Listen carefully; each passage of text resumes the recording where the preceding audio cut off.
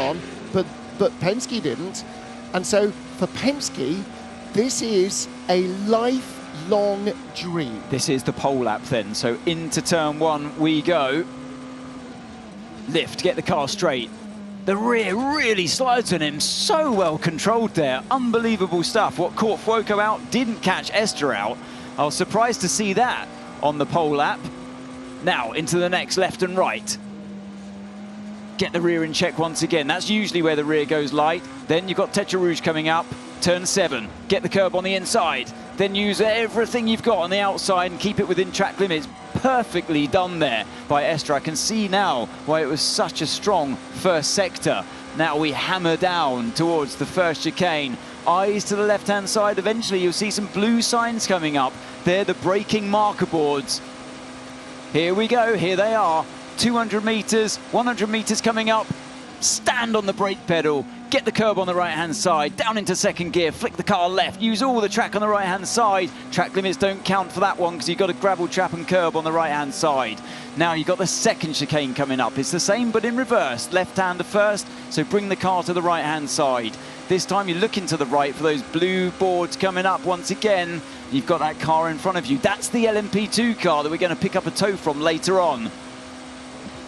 Brake as late as you can. Send the car into the corner. You can see the rear wrestling the whole way through. That right-hander is unbelievable driving and reflexes here from Estre. Not the kind of grip that I was expecting to see. Up and over the crest we go to Mulsanne corner. The right-hand kink comes at you. Brake just as you go into that kink. Fuel warning light came on. Exactly, it's the lift and coast light. So yeah, this gives the driver a sign, and nicely done there, up and over the curb on the exit as early as you can on the power. You haven't got four-wheel drive at that speed, don't forget. It comes in much later than that in these hybrid cars these days at 190 kph. Now, this is a bit I wanted to see. The LMP2 car. You're getting closer and closer. You're willing it on, willing the car on. Come on, get in before the corner, get in before the corner. The camera breaks up. What's it going to be? He's compromised, you know. He's had to stick to the right-hand side. This lap could have been even faster. The rear really complaining once again. He's comfortable with it though, isn't he? Once again, those lift and coast lights come on before the slowest corner on the track. Arnage bounce over the curb momentarily on the right-hand side. Then get on Paulo. We've got the Porsche curves coming up. Is he going to stay to the left-hand side of the track to minimize the distance? Yes, he does. Let it release on the exit there. Now, focus for that right-hand corner coming up. Get the car straight before you brake and tip the car into the right-hander. Keep it tight, keep it tight. And then flat out through the left-hand corner that comes up here. The rear still dancing around.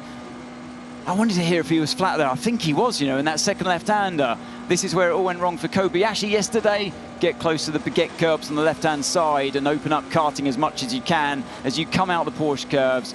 Use the right-hand side of the track, the pit lane momentarily, to fling the car across the curbs to the left, then the right. Slow it all down for the next left and right. The rear almost got away from him there. And what a lap. Such impressive driving on an old set of tyres. Pole position. Kevin Estre, I applaud you, mate. Brilliant driving. Wow. Did he breathe, do you think, in that entire 3 minutes and 25 seconds? I'm not sure he did. Brilliant stuff, and well done with that. Would say, by the way, the order as we see them here is not going to be the grid positions for those cars. It will be Sebastian Bourdais